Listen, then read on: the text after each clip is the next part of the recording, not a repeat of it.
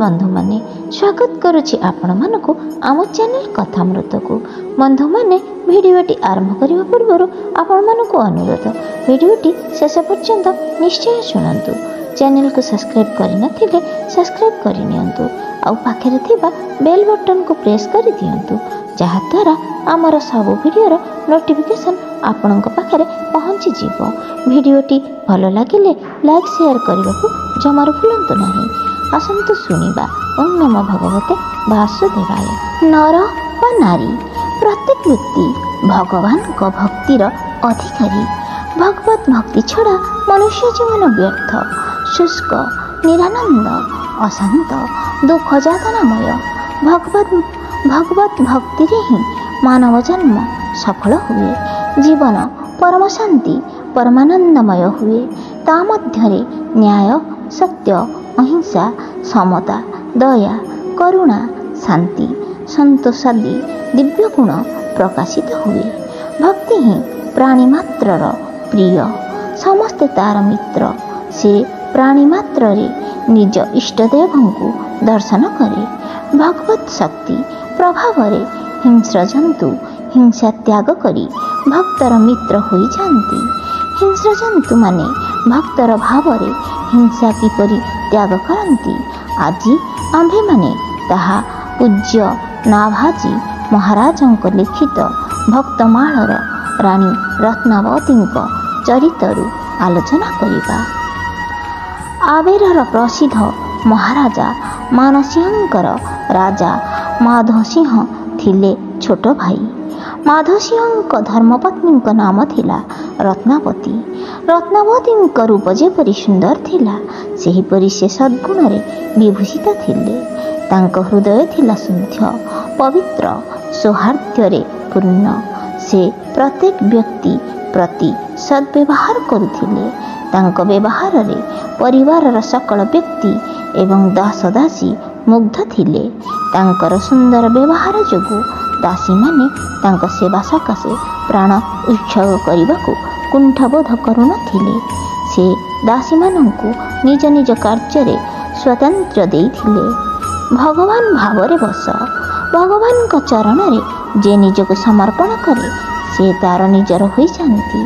तांक निकटरे केही उच्च नीच बड़ छोट नथांती। से भक्तर अधीन, भक्त तांकर सर्वस्व। भक्त संगे से छाया सदृश रही थांती। रत्नावतींक महलरे जने दासी श्रीकृष्णंक भक्त थिला। से श्रीकृष्णंकर गोटे सुंदर प्रतिमा रखी एकांतरे पूजा करती। श्रीकृष्णंक मूर्ति को स्नान कराई वस्त्रभूषण पुष्परे विभूषित करी धूपदीप नैवेद्य समर्पण करी हाथ जोड़ी प्रार्थना करती। से समय तांक नेत्रु अश्रु प्रवाहित हुए। से केबे केबे बाह्य ज्ञान शून्य हो जाती।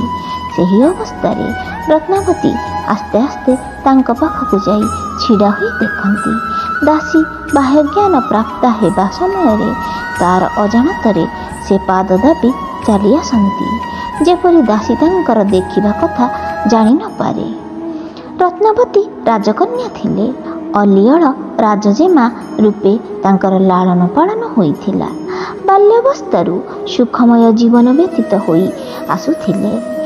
मनुष्य विपद बा दुख कष्ट रे पड़िले किछि भाबे, सुखरे किछि भाबिबा आवश्यक हुए नाही। रत्नावतींक जीवन रे केबे हेले दुख आसी नथिला। सेथिनै तांको केबे विशेष किछि भाबिबाकू होई नथिला। तथापि तांक मध्यरे कौनसी सत्ता भगवत भक्ति प्रति आकृष्ट होइथिला। से अज्ञातरे दासीर भगवत भक्ति मुग्ध थिले। दासी को से केवल भल पाउनथिले, अंतରରେ सम्मान करुथिले। दासीर पूजा समय रे से प्राय प्रत्यह जाई उहाड़े छिड़ा हुई देखुथिले। दासीर पूजा ध्यान तांको खूब भल लगुथिला। दासी को से अंतରରେ उत्तरोत्तर सम्मान करबाकू लागिले। दासी को किछि न कही तार काम एते कम करिदेले जेपरि से अधिक समय भगवत सेवारे व्यतीत करि परिबो। भगवान को ठारू जे अंतରରେ जहा चाहे भगवान ताकू ताहा दियंती, किंतु ଭାଗ୍ୟହୀନ ଲୋକ ଭଗବାନଙ୍କୁ ଭକ୍ତି କରନ୍ତି ନାହିଁ କିମ୍ବା ଭଗବାନଙ୍କ ଠାରୁ ଅନ୍ତରରେ କିଛି ଚାହାନ୍ତି ନାହିଁ। ଯେ କେହି ସଂସାରୀ ଲୋକ ଭଗବାନଙ୍କୁ ଡାକନ୍ତି ତାଙ୍କର ଫରମାସିର ସୀମା ରହେ ନାହିଁ। କିନ୍ତୁ ଅନନ୍ୟ ଭକ୍ତକୁ ସଂସାରର ଭୋଗ ଐଶ୍ୱର୍ଯ୍ୟରେ ଆନନ୍ଦ ମିଳେ ନାହିଁ। ସେ ଚାହାନ୍ତି ଭଗବାନଙ୍କ ପ୍ରତି ଶ୍ରଦ୍ଧା, ବିଶ୍ୱାସ, ଭକ୍ତି। ସେ ଭଗବାନଙ୍କ ନାନାବିଧ ଲୀଳା ରସ ଆସ୍ୱାଦନ କରି ତାଙ୍କରି ଯନ୍ତ୍ର ହୋଇ ସମସ୍ତ କର୍ମ ତାଙ୍କରି ସେବା ରୂପେ କରିବାକୁ ଚାହାନ୍ତି। ଭଗବାନ ଭାବର ବଶ। ଭକ୍ତର ଚାହିଦା ପୂର୍ଣ୍ଣ କରିବା ତାଙ୍କ କାମ। ସେ ଭକ୍ତର ହୃଦୟରେ ମନମୁଗ୍ଧକାରୀ ନାନା ପ୍ରକାର ଲୀଳା ପ୍ରକାଶ କରି ଭକ୍ତକୁ ଆନନ୍ଦ ସମୁଦ୍ରରେ ଡୁବେଇ ଦିଅନ୍ତି। ରତ୍ନାବତୀଙ୍କର ସେହି ଦାସୀଟି ସେହି କୋଟିର ଭକ୍ତ ଥିଲା। ତାଙ୍କ ହୃଦୟରୁ ସାଂସାରିକ କାମନା ବାସନା ଦୂର ହୋଇଯାଇଥିଲା। ସେ ଚାହୁଁଥିଲେ ପ୍ରେମାନନ୍ଦରେ ଡୁବି ରହିବାକୁ। ଭଗବାନ ତାଙ୍କ ଇଚ୍ଛା ପୂର୍ଣ୍ଣ କରି ତାଙ୍କ ସହିତ ମାନସ ଚେତନାରେ ଊର୍ଦ୍ଧ୍ୱରେ ବହୁ ପ୍ରକାର ଲୀଳା କରି ତାଙ୍କୁ ସୁଖ ଦେଉଥିଲେ।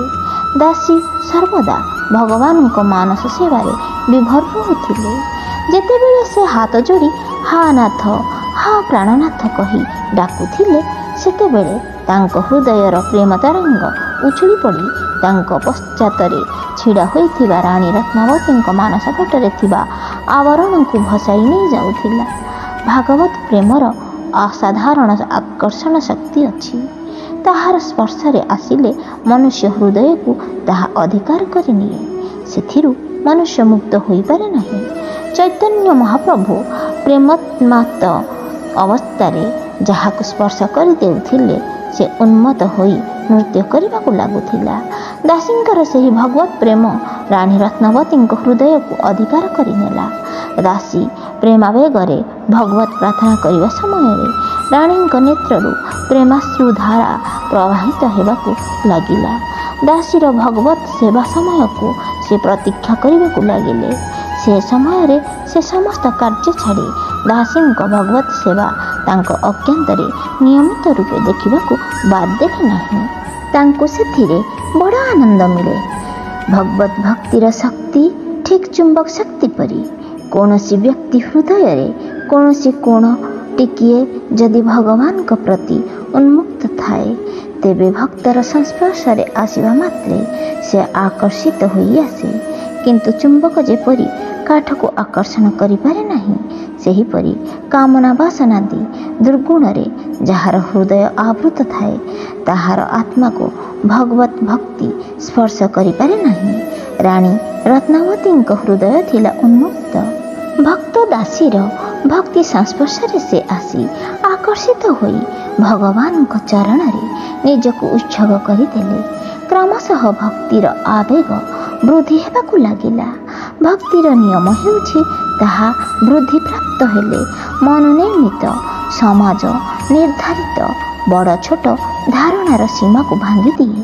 ଦିନେ ଦାସୀ ପୂଜା ସେବା ଶେଷ କରି ପ୍ରାର୍ଥନା କରିବାକୁ ଲାଗିଲେ, ହେ ମନମୋହନ, ହେ ବ୍ରଜଚନ୍ଦ୍ର, ହେ ରାଧା ପ୍ରାଣଧନ, ତୋ ବଂଶୀ ବିଭୂଷିତ ସୁନ୍ଦର ଶ୍ରୀମୁଖ ଥରାଇ ଦେଖାଇ ଦେ। ତୁ କ'ଣ ମୋତେ ଅଧମ ଦାସୀ ଜାଣି ଦର୍ଶନ କରିବାକୁ କୁଣ୍ଠିତ ହେଉଛୁ? ନାହିଁ ନାହିଁ ନାଥ, ତୁ ତ ଦୀନଜନ ବନ୍ଧୁ, ଦରିଦ୍ରର ସଖା। ତୁ ଭକ୍ତିବଶରେ ସଦନା କଂସେଇ ଘରେ ରହି ତାକୁ ଆନନ୍ଦ ଦେଉଥିଲୁ। ଶବରୀର ଅଇଁଠା ଫଳ ବିଦୁରର ସ୍ତ୍ରୀର କଦଳୀ ଚୋପା ଖାଇଥିଲୁ। ତୋ ପାଖରେ ଛୋଟ ବଡ଼ ନାହିଁ, ତୁ ଭକ୍ତିର ବଶ। ହେ ନାଥ, ମୋର ଭକ୍ତି ନାହିଁ କିମ୍ବା ତୋ ଚରଣରେ ଅନୁରାଗ ନାହିଁ। ତୁ କେବଳ ନିଜ କୃପାରେ ଦୟା ପରବଶ ହୋଇ ମୋତେ ଥରେ ଦର୍ଶନ ଦେ। ନେତ୍ରରୁ ଅଶ୍ରୁଧାରା ବହୁଥାଏ, ରୋମ ପୁଲକିତ, ଶରୀର କମ୍ପନରେ ଥାଏ। ଏତିକି କହିବା ପରେ ଦାସୀ ବାହ୍ୟ ଜ୍ଞାନ ଶୂନ୍ୟ ହୋଇଗଲା। ରାଣୀ ରତ୍ନାବତୀଙ୍କର ଆଜି ଭଗବତ ପ୍ରେମ ଭକ୍ତିରେ ହୃଦୟ ଗଦଗଦ ହୋଇଗଲା। ସେ ଦାସୀକୁ ବହୁତ ସୌଭାଗ୍ୟବତୀ ମନେ କରି ନିଜକୁ କହିଲେ, ତୋ ଶରୀରରେ ରାଣୀ ଚିହ୍ନ କେଉଁଠି ଅଛି? ଯଦି ଥାଏ, ଭଗବତ ଭକ୍ତି ଛଡ଼ା ନିରର୍ଥକ। ଯେଉଁ ହୃଦୟରେ ଭଗବତ ଶକ୍ତି ଭକ୍ତି ନାହିଁ, ସେ ପଶୁତୁଲ୍ୟ। ଯେଉଁ ହୃଦୟରେ ଭଗବତ ଭକ୍ତି ନାହିଁ ସେ ପଶୁତୁଲ୍ୟ ଭଗବତ ଭକ୍ତି ପ୍ରାପ୍ତିରେ। ଯଦି ଏହି ରାଣୀତ୍ୱ ବାଧକ ଆଜି ବର୍ତ୍ତମାନ ଏହାକୁ ତ୍ୟାଗ କରୁଛି। ଏହି ବିଚାର ସଙ୍ଗେ ସଙ୍ଗେ ରାଣୀଙ୍କ ନେତ୍ରରୁ ଅଶ୍ରୁ ପ୍ରବାହିତ ହେଲା। ସେ ଭଗବତ ଭକ୍ତିରେ ବିଭୋର ହୋଇ ବସିପଡ଼ି ଦାସୀଙ୍କୁ ସ୍ପର୍ଶ କଲେ। ରାଣୀଙ୍କ ସ୍ପର୍ଶରେ ଦାସୀ ବାହ୍ୟଜ୍ଞାନ ପ୍ରାପ୍ତ ହୋଇ ରାଣୀଙ୍କୁ ଭକ୍ତି ବିଭୋର ଅବସ୍ଥାରେ ଦେଖି ଆଶ୍ଚର୍ଯ୍ୟ ତଥା ଲଜ୍ଜା ସଙ୍କୋଚରେ ବିସ୍ମିତ ହୋଇ କହିଲେ, ମହାରାଣୀ ଆପଣ ଏଠାକୁ କିପରି ଆସିଲେ? ରାଣୀ ଉତ୍ତରରେ କହିଲେ, ଦାସୀ ତୁ ପ୍ରକୃତରେ ଭାଗ୍ୟବତୀ। ମୋତେ କହ ତୁ ଏପରି ଭଗବତ ପ୍ରେମ ଭକ୍ତି କେଉଁଠାରୁ ପାଇଲୁ? ମୋତେ ଏହି ପ୍ରେମ ଭକ୍ତି ମାର୍ଗ ତୁ ବତାଇ ଦେ। ଦାସୀ ସରଳ ତଥା ନିଷ୍କପଟ ହୃଦୟରେ ଆଦର ସମ୍ମାନପୂର୍ବକ ଉତ୍ତର ଦେଲେ, ମହାରାଣୀ ଆପଣଙ୍କୁ ଘର ସଂସାର କରିବାକୁ ହେବ। ଘରର ଦାୟିତ୍ୱ ସମାଜର ପ୍ରତିଷ୍ଠା ନିର୍ଭର କରେ ଆପଣଙ୍କ ଉପରେ। ଭଗବତ ଭକ୍ତି ମାର୍ଗରେ ଥରେ ପ୍ରବେଶ କଲେ ସେଥିରୁ ବାହାରିବା ଯେପରି କଠିନ ସେହିପରି ସମାଜ ବନ୍ଧନରୁ ମୁକ୍ତ ହେବା କଠିନ। ଏହି ଦୁଇଟି ସମସ୍ୟାର ସଂଘର୍ଷ ଜୀବନରେ ଚାଲେ। ତା ଛଡ଼ା ଆପଣ ଏ ମାର୍ଗରେ ପ୍ରବେଶ କଲେ ସମାଜ ତଥା ପରିବାର ଆପଣଙ୍କ ଜୀବନଯାତ୍ରାରେ ବାଧା ସୃଷ୍ଟି କରି ଆପଣଙ୍କ ଜୀବନକୁ ସଙ୍କଟାପନ୍ନ କରି ତୋଳିବେ। ଆପଣଙ୍କ ପକ୍ଷେ ସବୁଠାରୁ ଭଲ ହେବ ଏ ମାର୍ଗରେ ପ୍ରବେଶ ନ କରି ଆମୋଦ ପ୍ରମୋଦରେ ଜୀବନ ବ୍ୟତୀତ କରିବା। ବୃଥାରେ ବିପଦକୁ ଡାକି ଆଣିବାରେ ଲାଭ କ'ଣ? ତା ଛଡ଼ା ଏକ ଦିଗରେ ଆସିବ ବିପତ୍ତି, ଅନ୍ୟ ଦିଗରେ ଭଗବତ ପ୍ରାପ୍ତି ବି ଏତେ ସହଜ ନୁହେଁ। ଭଗବତ ପ୍ରାପ୍ତି ମାର୍ଗରେ ନିଜ ମନ ପ୍ରାଣ ସହିତ ବରାବର ସଂଗ୍ରାମ କରିବାକୁ ପଡ଼ିବ। ଭଗବାନ ଦୂରରେ ଛିଡ଼ା ହୋଇ କୌତୁକ ଦେଖୁଥିବେ, ଦେଖାଦେବେ ନାହିଁ କି ଧରା ପଡ଼ିବେ ନାହିଁ। ନାନା ପ୍ରକାର ଆମୋଦ ପ୍ରମୋଦ ଭୋଗବିଳାସ ଛାଡ଼ି ଏହି ସଂଘର୍ଷପୂର୍ଣ୍ଣ ମାର୍ଗରେ କାହିଁକି ପ୍ରବେଶ କରିବେ? ଏକଥା ଶୁଣି ରାଣୀ ରତ୍ନବତୀଙ୍କର ଉତ୍କଣ୍ଠା ଆହୁରି ବଢ଼ିଗଲା। ସେ ଦାସୀର ହାତ ଧରି କହିଲେ, ତୋତେ ଯେଉଁ ଭଗବତ ଭକ୍ତି ପ୍ରାପ୍ତ ହୋଇଛି ତାହାର ଏକ କଣା ଉଡ଼ି ଆସି ମୋ ଉପରେ ପଡ଼ିଛି। ସେତିକିରେ ମୋତେ ଏହିସବୁ ସାଂସାରିକ ଭୋଗବିଳାସ, ଐଶ୍ୱର୍ଯ୍ୟ, ମାନ ପ୍ରତିଷ୍ଠା ତୁଚ୍ଛ, ନିରସ, ସାରହୀନ ବୋଲି ପ୍ରତୀତ ହେଉଛି। ସେହି ଭଗବତ ଭକ୍ତି ଅମୂଲ୍ୟ ରତ୍ନପ୍ରାପ୍ତି ମାର୍ଗରେ ଯେତେ ପ୍ରକାର ବାଧା ବିପତ୍ତି, ଯେତେ ସଂଗ୍ରାମ ତୁ ବର୍ଣ୍ଣନା କଲୁ ସେସବୁ ତୁଚ୍ଛ। ତାହା ସକାଶେ ଯଦି ନିଜ ହାତରେ ମସ୍ତକ କାଟି ଦେଇଦେବାକୁ ହୁଏ ତାହା ବହୁତ ଶସ୍ତା। ରାଣୀଙ୍କର ଏହିପରି ଦୃଢ଼ ସଂକଳ୍ପ, ନିଷ୍ଠା ଓ ଉତ୍ସାହ ଦେଖି ଦାସୀ ଭଗବତ ଭକ୍ତିର ରହସ୍ୟ ଉପଦେଶ ଦେଲେ। ଦାସୀ ଆଉ ଦାସୀ ହୋଇ ରହିଲେ ନାହିଁ, ସେ ହେଲେ ରାଣୀଙ୍କର ଗୁରୁ। ଆମୋଦ ପ୍ରମୋଦ ଭୋଗବିଳାସର ରାଣୀ ମହଲ ହେଲା ଭକ୍ତମାନଙ୍କ ସତ୍ସଙ୍ଗ ମନ୍ଦିର। ରାଣୀଙ୍କର ଭକ୍ତିଭାବର ପ୍ରଭାବ ପଡ଼ିଲା ଅନ୍ୟ ଦାସୀମାନଙ୍କ ଉପରେ। ରାଣୀବାସରେ ଦିନରାତି ଭଗବତ ଲୀଳା, ଭକ୍ତିର ରହସ୍ୟ, ଭଗବାନଙ୍କ କୃପା, ଦୟା, କରୁଣା ଚର୍ଚ୍ଚା ଚାଲିଲା। ହୃଦୟରେ ଭଗବତ ପ୍ରେମାଗ୍ନିରେ ଭଗବତ ବିଷୟକ ଚର୍ଚ୍ଚା ଘୃତାହୁତି ତୁଲ୍ୟ ହୋଇ ପ୍ରେମାଗ୍ନିକୁ ପ୍ରଜ୍ୱଳିତ କଲା। ଦାସୀ ସହିତ ଦିନରାତି ଶ୍ରୀକୃଷ୍ଣଙ୍କ ବାଲ୍ୟଲୀଳା, ମାଖନ ଚୋରି, ଗୋଚାରଣ, ରାସକ୍ରୀଡ଼ାର ଲଳିତ ମାଧୁର୍ଯ୍ୟ ଲୀଳା ଶ୍ରବଣ କରି ରାଣୀଙ୍କର ଶ୍ରୀକୃଷ୍ଣ ଦର୍ଶନ ସକାଶେ ହୃଦୟ ବ୍ୟାକୁଳ ହୋଇ ପଡ଼ିଲା। ସେ ଅଧୈର୍ଯ୍ୟ ହୋଇ ଦାସୀକୁ କହିଲେ, କଛୁକ ଉପାୟ କିଜେ ମୋହନ ଦିଖାୟ ଦିଜେ, ତବ ହି ତ ଜିଜୋ ଓ ତ ଆନି ଉର ଅରେ ହିଁ। ଏପରି କିଛି ଉପାୟ କରି ମୋତେ ମୋହନର ଦର୍ଶନ କରାଇ ଦିଅ, ତେବେ ଏହି ଜୀବନ ରହିବ। ସେ ମୋ ହୃଦୟରେ ଆସି ଘର କରିଗଲେଣି। ଦାସୀ କହିଲେ, ଦର୍ଶନ ଦୂର ରାଜ ଛୋଡ଼େ ଲୋଟେ ଧୂରୁ ପେନ, ପାବ ଛବି ପୁର ଏକ ପ୍ରେମ ବସ କରେ ହିଁ। ମହାରାଣୀ ଦର୍ଶନ ସହଜ ନୁହେଁ।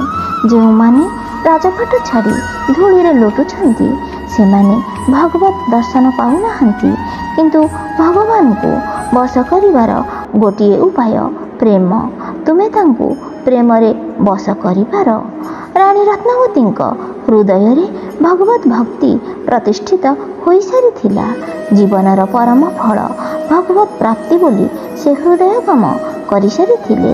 भगवत प्राप्ति रे सांसारिक समस्त ऐश्वर्यर त्याग, परलोक सकाशे समस्त प्रकार तपस्या, जम नियम, संयम, आसन, प्राणायाम, ज्ञान, योग समस्त मूल्यहीन बोली से मन करथिले। तांको पाखरे एपरि कोनोसी वस्तु नथिला जहाकु देई से भगवत दर्शन दाबी करि परिथान्ते। भगवत प्राप्ति रे मनुष्यर तपस्या, जम नियम, आसन, प्राणायाम, ध्यान, धारणा, योग, भक्ति, ज्ञानर अभिमान बाधक। अर्थात व्यक्ति जे पर्यंत मन करे से तपस्या तथा यौगिक क्रिया, ज्ञान, भक्ति द्वारा भगवान को प्राप्त करि परिबो, से पर्यंत भगवान ताठारु बहु दूर रहंती। भगवत प्राप्तिर उपाय संसार रे कौनसी सांसारिक वस्तु नहीं। एहिपरि आध्यात्म साधन रे भी भगवत प्राप्ति हुए नहीं, हुए भगवत कृपा रे। रानी रत्नावती भगवत प्रेम भक्ति समुद्र रे डूबी जाइथिले। भगवान थिले तांको प्राणर प्रिय। भगवान को सकाशे से ऐश्वर्य, भोग, मोक्ष त्याग करने प्रस्तुत थिले। दासी कहवा अनुसार भगवान श्रीकृष्णकर गोटे दिव्य विग्रह रखी तन मन धन रे तांकर सेवा पूजा आरंभ कले। समस्त दिन भगवत सेवानंद रे निमग्न रहिले। स्वप्न रे श्रीकृष्ण लीला माधुरी रे विचरण कले। तांक मन रे उत्साह दिन रे 2 गुण और राति रे 4 गुण बढ़िबाकु लागिला। तांक दृष्टि रे श्रीकृष्ण प्रतिमा धातु निर्मित नथिला, थिला जीवंत जाग्रत विग्रह। से अति उत्साह रे भोर 4 उठी स्नान करी शयन करिथिबा विग्रह को प्रेम रे गीत गाई जाग्रत करंती। तांकु अतर लगाई सुवासित जल रे स्नान कराई दियंती। दिव्य पीताम्बर वसन परिधान कराई चरण रु मस्तक पर्यंत समस्त अंग को भूषण रे सुसज्जित करंती। स्वयं पुष्पमाल्य गुंथी श्रीकृष्ण को पिंधाई दियंती। नाना प्रकार सुस्वादु फल मिष्टान भोग लगांती। से अनुभव करंती जे स्वयं श्रीकृष्ण भोजन करुअछंती। परे आरती करी भगवत प्रेम रे विभोर होई तांको गोचारण गोप बालक मानक संगे खेल, ब्रज ब्राह्मणी मानक ठारू भोजन भिक्षा, गोपी मानक संगे प्रेम द्वंद्व सरलवणी खाइबाकू गोपी मानक गान तथा ताली रे नृत्य इत्यादि गीत गान करंती। से अनुभव करंती श्रीकृष्ण से सबु लीला तांक सन्मुख रे जेपरि करुअछंती। तांक मन भ्रमर श्रीकृष्ण ललित लीला प्रस्फुटित कुसुम कानन रे भ्रमण करुथाए। से आनंद विभोर होई श्रीकृष्ण सकाशे नाना प्रकार खाद्य द्रव्य रोषाई करंती, भोग लगांती। परे तामूल देई शयन करांती। एहिपरि तांकर समस्त इंद्रिय श्रीकृष्ण सेवारे लागि थाए। मनुष्य जेपरि जेउ कार्य करे तार चेतना सेहिपरि होई थाए। चेतना एक। मनुष्य जाग्रत अवस्था रे जेउ कार्य करे स्वप्न रे मध्य ताहा ही देखे। रानी रत्नावती जाग्रत अवस्था रे श्रीकृष्ण लीला रे तन्मय होई जांती। स्वप्न रे मध्य सेही लीला रे स्वप्न राज्य रे विचरण करंती। जाग्रत तथा स्वप्न रे तांको चेतना श्रीकृष्णमय होई थाए। जदि केही भगवान को छड़ा अन्य किछि न चाहे भगवान ता पाखरे सर्वदा निवास करंती। ताकू अग्नि परीक्षा मध्य देई गति करबाकू हुए। परीक्षा रे पूर्णतः भगवान सहायता रही थाए। भक्तर सुजस विस्तार सकाशे भक्तर परीक्षा रे भगवान सम्मति दियंती। रानींकर परीक्षा समय आसिला। राजधानी रु बराबर साधु संत आसंती, किंतु रानी रत्नावती दर्शन करि पारंती नहीं। तांका दर्शनर तीव्र इच्छा मनरे ही रही जाए। थरे जने भगवत प्रेमी सिद्ध महात्मा राजभवन रे आसी पहुंचिले। तांकर भक्ति भाव राजमहल रे चर्चा हैला। दासी माने रानी को खबर देले। रानी महात्मा का दर्शन सकाशे व्यग्र होई पड़िले। दासी गुरु को पचारिले, पूछिबा खवासी सजू रानी कौन अंग जाके इतनी अटक संग भंग सुख भारी कुह मो शरीर केउ अंगटी रानी जहा सकाशे मते ସନ୍ଥ ଦର୍ଶନ ତଥା ସତ୍ସଙ୍ଗ ଜନିତ ମହାନ ସୁଖରୁ ବଞ୍ଚିତ ହେବାକୁ ପଡ଼ୁଛି। ରାଣୀ ଏତିକି କହି ରାଜ ପରିବାରର ନିୟମ ଭଙ୍ଗ କରି ଯାଇ ମହାତ୍ମାଙ୍କୁ ଦର୍ଶନ କଲେ ଏବଂ ମହାତ୍ମାଙ୍କ ସତ୍ସଙ୍ଗରେ ବହୁତ ଆନନ୍ଦିତ ହେଲେ। ପୂର୍ବରୁ ରାଜଭବନକୁ ବରାବର ସାଧୁସନ୍ଥ ଆସୁଥିଲେ, କିନ୍ତୁ ରାଣୀଙ୍କ ପ୍ରେମ ଭକ୍ତି କାରଣରୁ ଅଧିକ ସଂଖ୍ୟାରେ ସାଧୁସନ୍ଥ ଆସିବାକୁ ଆରମ୍ଭ କଲେ। ରାଣୀ ରତ୍ନାବତୀ ନିଃସଙ୍କୋଚରେ ସନ୍ଥମାନଙ୍କଠାରୁ ଭଗବତ ଚର୍ଚ୍ଚା ଶୁଣି ପରମ ଆନନ୍ଦିତ ହେଲେ। ରାଣୀଙ୍କର ଏପରି ମର୍ଯ୍ୟାଦା ଭଙ୍ଗ ସମଗ୍ର ରାଜ୍ୟରେ ଚର୍ଚ୍ଚା ହେବାକୁ ଲାଗିଲା। ଯେତେ ମୁଖ ସେତେ କଥା। କେହି ପ୍ରଶଂସା କରୁଥାଏ ତ କେହି ନିନ୍ଦା କରୁଥାଏ। ରାଜପରିବାରର କେତେକ ବ୍ୟକ୍ତିଙ୍କୁ ରାଣୀ ରତ୍ନାବତୀଙ୍କ ଆଚରଣ ଦୁର୍ବିନୀତ ବୋଧ ହେଲା। ତାହା ସେମାନେ ବରଦାସ୍ତ କରିପାରିଲେ ନାହିଁ। ରାଜା ମାଧବ ସିଂହ ସେ ସମୟରେ ଦିଲ୍ଲୀ ଦରବାରରେ ଥିଲେ।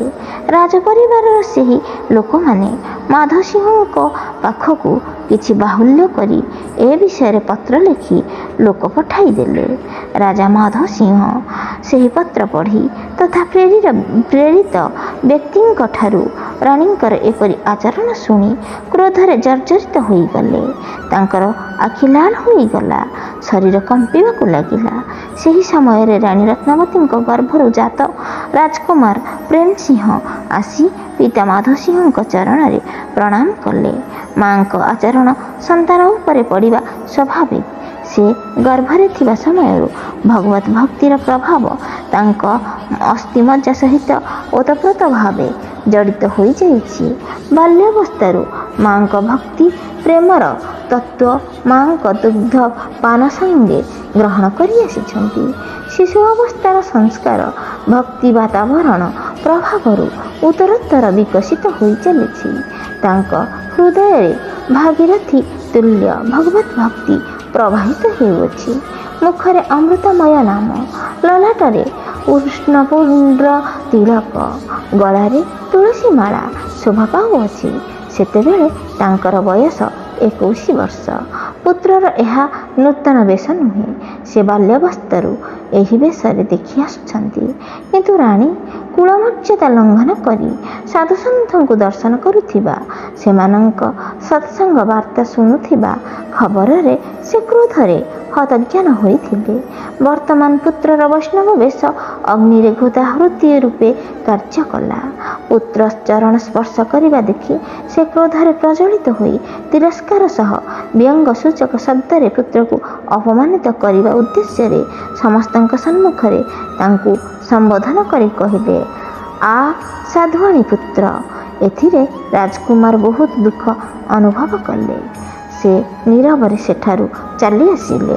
ପିତାଙ୍କ ଦୁର୍ବ୍ୟବହାର କାରଣ ଲୋକମାନଙ୍କଠାରୁ ଜାଣି ସେ ଭାବିଲେ, ଏହା ପିତାଙ୍କର ତିରସ୍କାର ନୁହେଁ, ବରଦାନ। ପିତା ମୋତେ ସାଧୁଆଣୀ ପୁତ୍ର ବୋଲି କହିଛନ୍ତି। ଏବେ ମୋତେ ଯଥାର୍ଥରେ ସାଧୁଆଣୀ ପୁତ୍ର ସାଧୁ ହେବାକୁ ହେବ। ପୁତ୍ର ପ୍ରେମ ସିଂହ ନିଜ ମାତା ରତ୍ନାବତୀଙ୍କ ପାଖକୁ ପତ୍ର ଲେଖିଲେ, ମାତାଜୀ ତୁମେ ଧନ୍ୟ। ତୁମ ହୃଦୟରେ ଭଗବାନଙ୍କ ଭକ୍ତି ଜାଗ୍ରତ ହୋଇଅଛି। ତୁମ ମନ ନିରନ୍ତର ଭଗବାନଙ୍କ ଚରଣରବିନ୍ଦ ମକରନ୍ଦ ସୁଧା ପାନ କରୁଅଛି। ଏହା ଭଗବାନଙ୍କର ଅପାର କରୁଣା। ତୁମ ପରି ଭଗବତ ଭକ୍ତିପରାୟଣା ଜନନୀଙ୍କ ଗର୍ଭରୁ ଜାତ ହୋଇ ମୁଁ ମଧ୍ୟ ଧନ୍ୟ ହୋଇଗଲି। କିନ୍ତୁ ମା, ପ୍ରାଣ ଚାଲିଯାଉ, ଭକ୍ତିର ନିଷ୍ଠା ଓ ଭକ୍ତିର ଟେକରେ ଆଞ୍ଚ ନ ଲାଗୁ। ପିତାଜୀ ମୋତେ ପୂର୍ଣ୍ଣ ସଭାରେ ସାଧୁଆଣୀର ପୁତ୍ର ବୋଲି କହିଛନ୍ତି। ମୁଁ ଠିକ୍ ସାଧୁଆଣୀର ପୁତ୍ର ହୋଇ ରହିବାକୁ ଚାହେଁ। ଦେଖ ମା, ମୋର ଏହି ପ୍ରାର୍ଥନା ଯେପରି ବ୍ୟର୍ଥ ନ ହୁଏ। ପୁତ୍ରର ଏହି ପତ୍ର ପଢ଼ି ମାଙ୍କ ହୃଦୟ ଭକ୍ତିରେ ପୂର୍ଣ୍ଣ ହୋଇଗଲା। ସେ ଆନନ୍ଦରେ ମଗ୍ନା ହୋଇଗଲେ। ପୁତ୍ରର ଏପରି ଭକ୍ତିନିଷ୍ଠାକୁ ଭଗବାନଙ୍କ କୃପା ବୋଲି ଅନୁଭବ କରି ତାଙ୍କ ହୃଦୟ ଭଗବାନଙ୍କ ପ୍ରତି କୃତଜ୍ଞାରେ ପୂର୍ଣ୍ଣ ହୋଇଗଲା। ସେ ପୁତ୍ରକୁ ସୁପୁତ୍ର ମନେ କଲେ। ଭାବିଲେ, ଯଥାର୍ଥରେ ସୁପୁତ୍ର ସେହି ଯେ ଭକ୍ତ ହୋଇ ନିଜକୁ ଉଦ୍ଧାର କରେ, ପିତାମାତାଙ୍କର ସୁଯଶ ବଢ଼ାଏ। ଭଗବତ ଭକ୍ତି ଛଡ଼ା ମନୁଷ୍ୟର ହୃଦୟ ମନ ଶୁଦ୍ଧ ହୁଏ ନାହିଁ। ସେ ନିଜର ତଥା ଅନ୍ୟର ଯଥାର୍ଥ ହିତ କରିବା ପରିବର୍ତ୍ତେ ଅହିତ କରେ। ଅନ୍ୟାୟ ଅପଯଶ କାର୍ଯ୍ୟ କରି ପିତାମାତାଙ୍କ ଯଶରେ କଳଙ୍କ ଲଗାଏ ତଥା ସେମାନଙ୍କ ସୁକୃତ କ୍ଷୟ କରେ। ପୁତ୍ର ଭଗବତ ଭକ୍ତ ନ ହେଲେ ମା ବରଂ ବନ୍ଧ୍ୟା ରହିବା ଭଲ। ମାତା ସୁମିତ୍ରା ପୁତ୍ର ଲକ୍ଷ୍ମଣକୁ କହିଥିଲେ, ପୁତ୍ରବତୀ ୟୁବତୀ ଜଗ ଶୋଇ ରଘୁପତି ଭଗତୁ ଯା ସୁସୁତୁ ହୋଇ ନ ତରୁ ବାଞ୍ଝ ଭଲି ବାଦି ବିଆନି ରାମ ବିମୁଖ ସୁତତେ ହିତ ଜାନି।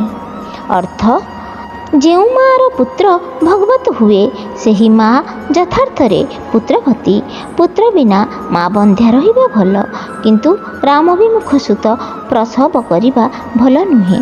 ବରଂ ଏପରି ପୁତ୍ର ଦ୍ୱାରା ନିଜ ହିତ ସ୍ୱୀକୃତିରେ ହାନି ହୁଏ।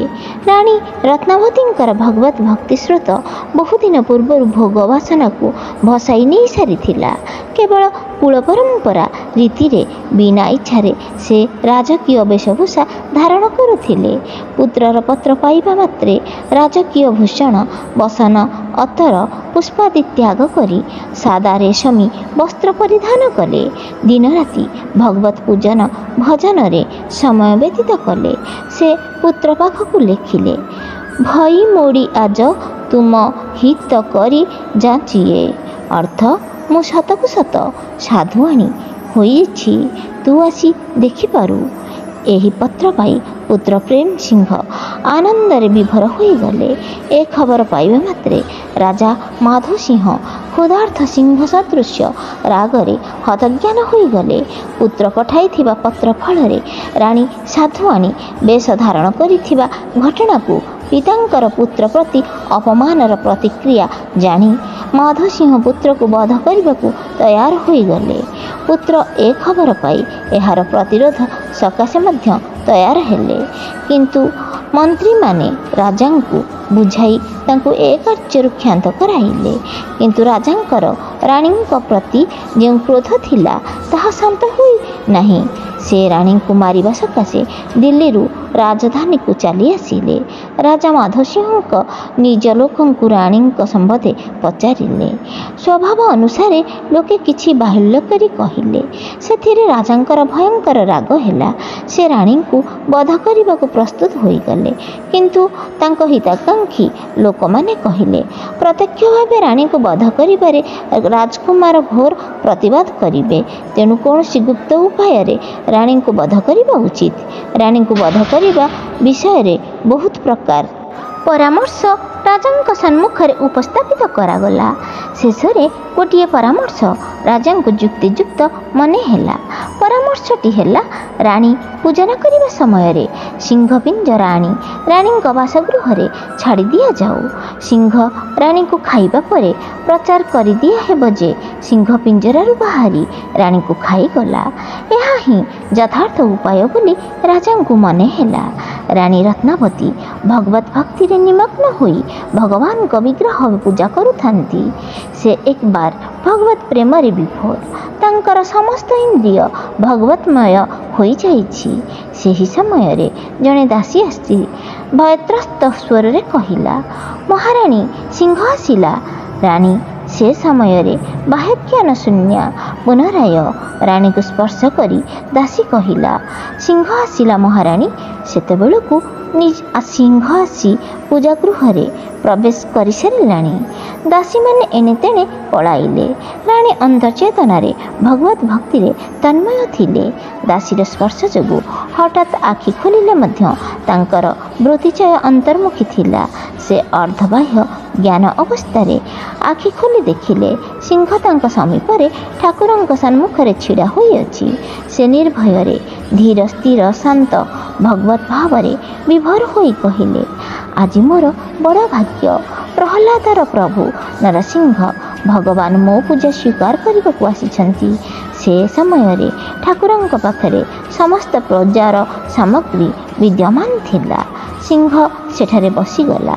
ସେ ପ୍ରେମରେ ବିଭୋଳ ହୋଇ ପ୍ରଥମେ ସିଂହକୁ ଊର୍ଦ୍ଧ୍ୱପୁଣ୍ଡ୍ର ତିଳକ ଲେପନ କଲେ, ଗଳାରେ ପୁଷ୍ପମାଳା ପିନ୍ଧାଇ ଦେଲେ, ଆଳତି କରି ନରସିଂହ ପ୍ରଭୁଙ୍କ ରୂପରେ ସିଂହକୁ ସ୍ତୁତି କଲେ। ଏହି ଘଟଣା ସମସ୍ତଙ୍କ ସମ୍ମୁଖରେ ବହୁତ ସମୟ ପର୍ଯ୍ୟନ୍ତ ହେଉଥିଲା। ଯେଉଁ ଷଡ଼ଯନ୍ତ୍ରକାରୀମାନେ ସିଂହର ପିଞ୍ଜରା ଆଣି ଖୋଲି ଦେଇଥିଲେ, ସେହିମାନେ ପୁନରାୟ ସିଂହକୁ ପିଞ୍ଜରାରେ ବନ୍ଦ କରିବା ଉଦ୍ଦେଶ୍ୟରେ ଛିଡ଼ା ହୋଇ ଅପେକ୍ଷା କରିଥିଲେ।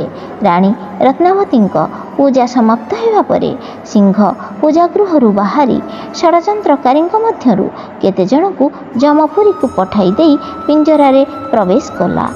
ରାଜା ମାଧୋସିଂହ ରାଣୀଙ୍କ ମୃତ୍ୟୁ ଖବର ପାଇ ନିଜ କ୍ରୋଧକୁ ଶାନ୍ତ କରିବା ଉଦ୍ଦେଶ୍ୟରେ ଅପେକ୍ଷା କରି ବସିଥିଲେ। କିନ୍ତୁ ରାଣୀଙ୍କ ଦ୍ୱାରା ସିଂହର ପୂଜା ଓ ଷଡ଼ଯନ୍ତ୍ରକାରୀଙ୍କ ମୃତ୍ୟୁ ଯେଉଁମାନେ ସ୍ୱଚକ୍ଷୁରେ ଦେଖିଥିଲେ, ସେମାନେ ରାଜାଙ୍କୁ ସମସ୍ତ ଘଟଣା ଆଦିରୁ ପ୍ରାନ୍ତ ପର୍ଯ୍ୟନ୍ତ ଶୁଣାଇ ଦେଲେ। ଏହି ଖବରରେ ରାଜାଙ୍କ ରାଗ କ୍ଷଣଙ୍କରେ ଉଡ଼ିଗଲା। ରାଣୀଙ୍କ ପ୍ରତି ଶ୍ରଦ୍ଧା ଭକ୍ତି ଉତ୍ପନ୍ନ ହେଲା। ସୁଦାରାମ ରାଣୀଙ୍କ ପ୍ରତି କରିଥିବା ଅପରାଧରେ ତାଙ୍କୁ ବହୁତ ପଶ୍ଚାତାପ ହେଲା। ରାଣୀଙ୍କ ପ୍ରତି ତାଙ୍କର ସ୍ତ୍ରୀ ଭାବ ପରିବର୍ତ୍ତେ ଭଗବତ ଭକ୍ତା ପୂଜ୍ୟା ଦେବୀ ଭାବ ଉତ୍ପନ୍ନ ହେଲା। ସେ ନିଜ ଅପରାଧ କ୍ଷମା ସକାଶେ ତତ୍କ୍ଷଣାତ୍ ରାଣୀଙ୍କ ପୂଜାଗୃହକୁ ଆସିଲେ। ଭଗବାନ ସିଂହ ରୂପରେ ରାଣୀଙ୍କ ପୂଜା ସେବା ସ୍ୱୀକାର କରିଥିବାରୁ ସେ ଭଗବାନଙ୍କ ପ୍ରତି କୃତଜ୍ଞତା ତଥା ପ୍ରେମରେ ସ୍ତୁତି କରୁ କରୁ ପ୍ରେମରେ ବିଭୋର ହୋଇଯାଇଥିଲେ। ସେହି ସମୟରେ ରାଜା ଆସି ପ୍ରଣାମ କଲେ। ଦାସୀମାନେ କହିଲେ, ମହାରାଣୀ, ମହାରାଜା ଆସି ପ୍ରଣାମ କରୁଅଛନ୍ତି। ରାଣୀ ଉତ୍ତର ଦେଲେ, ସେ ନନ୍ଦଲାଲାଙ୍କୁ ପ୍ରଣାମ କରୁଅଛନ୍ତି। ରାଜା କହିଲେ, ମୋ ଆଡ଼କୁ ଥରେ ଦୃଷ୍ଟି ଫେରାଅ। ରାଣୀ ଉତ୍ତର ଦେଲେ, ମୁଁ କ'ଣ କରିବି? ମୋ ଆଖି ଶ୍ୟାମସୁନ୍ଦରଙ୍କ ଚରଣରେ ଆବଦ୍ଧ ହୋଇଛି। ରାଜା କହିଲେ, ରାଜ୍ୟ ସମ୍ପତ୍ତି ଦାସଦାସୀ ସବୁକିଛି ତୁମରି। ବର୍ତ୍ତମାନ ତୁମେ ଯାହା ଚାହଁ ତାହା କର। ରାଣୀ କହିଲେ, ମୋର ରାଜ୍ୟ ସମ୍ପତ୍ତି ଧନ ଐଶ୍ୱର୍ଯ୍ୟ ସବୁକିଛି ଏହି ଶ୍ୟାମସୁନ୍ଦର। ମୋତେ ଏହାଙ୍କୁ ସେବା କରିବାକୁ ଅନୁମତି ଦିଅ। ରାଜା ଆନନ୍ଦରେ ଗଦଗଦ ହୋଇ କହିଲେ, ତୁମକୁ ଯହିଁରେ ପ୍ରସନ୍ନତା ତାହା ହିଁ କର। ତୁମ ପ୍ରତି ମୋର ଯେଉଁ ଦୁର୍ବ୍ୟବହାର ଥିଲା ତାହା ଭୁଲିଯାଅ। ରାଣୀ କହିଲେ, ମୋ ଶ୍ୟାମସୁନ୍ଦରଙ୍କ ଇଚ୍ଛା ବ୍ୟତୀତ ଅନ୍ୟ କାହାରି ଇଚ୍ଛା ପୂର୍ଣ୍ଣ ହୁଏ ନାହିଁ। ତୁମେ ଯାହା କରିଛ ତହିଁରେ ଶ୍ୟାମସୁନ୍ଦରଙ୍କ ଅନୁମତି ଥିବ। ତୁମର କୌଣସି ଦୋଷ ନାହିଁ। ଏହା ଶୁଣି ରାଜା ଭଗବତ ଭକ୍ତିରେ ତନ୍ମୟ ହୋଇଗଲେ। ଏହା ରାଣୀଙ୍କ ଭଗବତ ଭକ୍ତିର ପ୍ରଭାବ ଥିଲା। ଦିନେ ମହାରାଜା ମାନସିଂହ ତଥା ମାଧୋସିଂହ ଦୁଇ ଭାଇ ନଦୀ ପାର ହେଉଥିଲେ। ତାଙ୍କ ସଙ୍ଗେ ଅମାତ୍ୟବର୍ଗ ଓ ସେନା ମଧ୍ୟ ଥିଲେ। କେତେକ ନୌକା ପାର ହୋଇସାରିଥିଲେ, କେତେକ ପଛରେ ଥିଲେ। କିନ୍ତୁ ମହାରାଜା ମାନସିଂହଙ୍କ ନୌକା ନଦୀର ମଝି ଧାରରେ ପହଞ୍ଚିଥିଲା। ସେହି ସମୟରେ ଭୟଙ୍କର ଝଡ଼ ତୋଫାନ ହେବାରୁ ନୌକା ଜଳ ଆବର୍ତ୍ତରେ ପଡ଼ି ଆଗକୁ କିମ୍ବା ପଛକୁ ଯାଇପାରିଲା ନାହିଁ। ନୌକାରେ କେତେକ ଜଳକା ପାଣି ପଶିଗଲା। ନୌକା ଠିକ୍ ବୁଡ଼ିବା ଅବସ୍ଥାରେ ମହାରାଜା ମାନସିଂହ ବ୍ୟଗ୍ର ହୋଇ ଛୋଟ ଭାଇକୁ କହିଲେ, ମାଧୋ, ଏବେ ଜୀବନର ଶେଷ ସମୟ ଆସିଗଲା।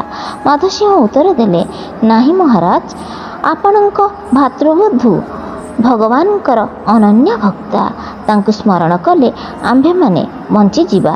ଦୁଇ ଭାଇ ରତ୍ନାବତୀଙ୍କୁ ସ୍ମରଣ କରିବା ସଙ୍ଗେ ସଙ୍ଗେ ନୌକା ଆଖି ବିଚୁଳାକେ ମଝିଧାରର ଆବର୍ତ୍ତରୁ ବାହାରି ତୀବ୍ର ବେଗରେ କୂଳକୁ ଚାଲିଗଲା। ଏ ଅବସ୍ଥାରେ ଏ ଘଟଣାରେ ମହାରାଜା ମାନସିଂହ ବିସ୍ମୟାଭିଭୂତ ହୋଇଗଲେ। ଭାତୃବଧୂଙ୍କ ପ୍ରତି ତାଙ୍କର ବହୁତ ଶ୍ରଦ୍ଧା ତଥା ସମ୍ମାନ ଉଦ୍ରେକ ହେଲା। ସେ ସମୟର ପ୍ରଥା ଅନୁସାରେ ଛୋଟ ଭାଇର ସ୍ତ୍ରୀକୁ ଦେଖିବା ଅଥବା କଥାବାର୍ତ୍ତା କରିବା ସାମାଜିକ ନିୟମର ବିରୁଦ୍ଧ ଥିଲା। କିନ୍ତୁ ମହାରାଜ ମାନସିଂହଙ୍କର ରାଣୀ ରତ୍ନାବତୀଙ୍କ ପ୍ରତି ଭାତୃବୋଧ ଭାବ ନଥିଲା। ସେ ତାଙ୍କୁ ଭଗବତ ଭକ୍ତା ଦେବୀ ରୂପେ ସମ୍ମାନ କରୁଥିଲେ। ବହୁତ ଆଗ୍ରହ ସହକାରେ ଛୋଟ ଭାଇ ମାଧୋସିଂହଙ୍କ ସହ ଯାଇ ରାଣୀ ରତ୍ନାବତୀଙ୍କୁ ମହାରାଜା ମାନସିଂହ ଦର୍ଶନ କରି ବହୁତ ଆନନ୍ଦିତ ହେଲେ।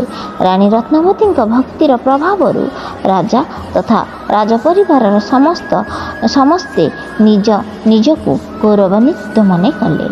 ଏପରି ଭଗବତ ଭକ୍ତା ଦେବୀ ସବୁ ସମୟରେ ବନ୍ଦନୀୟ ଏବଂ ପୂଜ୍ୟା। ଏପରି ଭକ୍ତଙ୍କ ଦର୍ଶନ ଏବଂ ଉପଦେଶରେ ଅସଂଖ୍ୟ ନରନାରୀ ଉଦ୍ଧାର ହୁଅନ୍ତି।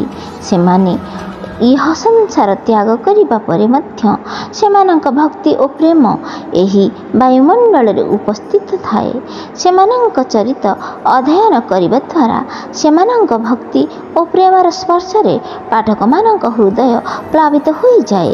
ଭକ୍ତମାନେ ଜୀବିତ ଅବସ୍ଥାରେ ଏବଂ ଶରୀର ତ୍ୟାଗ କରିବା ପରେ ବି ଅନ୍ୟର ହିତ ସାଧନ କରନ୍ତି। ଏପରି ଭକ୍ତମାନଙ୍କ ଚରଣରେ ବାରମ୍ବାର ଆନ୍ତରିକ ଭକ୍ତିପୂର୍ଣ୍ଣ ପ୍ରଣାମ ଜଣାଇ ଆମ୍ଭେମାନେ କୃତ୍ୟକୃତ୍ୟ ହେବା। ବୋଲ ଭକ୍ତ ଓ ଭଗବାନଙ୍କର ଜୟ। ଜୟ ଜଗନ୍ନାଥ।